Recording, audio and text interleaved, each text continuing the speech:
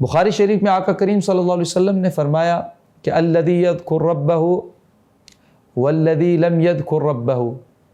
کمثل الحی والمیت، وہ دل جس میں اپنے رب کی یاد و ذکر نہیں وہ مردہ کی مثل ہے، اور جو دل اپنے رب کی ذکر و یاد سے آباد ہے وہ زندہ ہے۔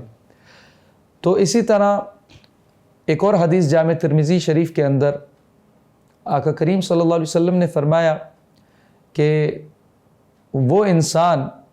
کہ جس کے دل میں قرآن کریم میں سے کوئی بھی شے موجود نہیں، یعنی قرآن کی ایک آیت بھی جس کے اندر یاد نہیں،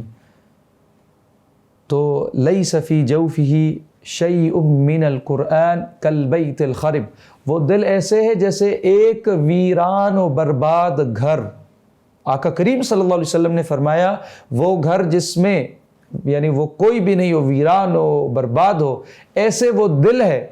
ویران و برباد جس میں قرآن کریم میں سے کوئی ایک بھی چیز یاد نہیں،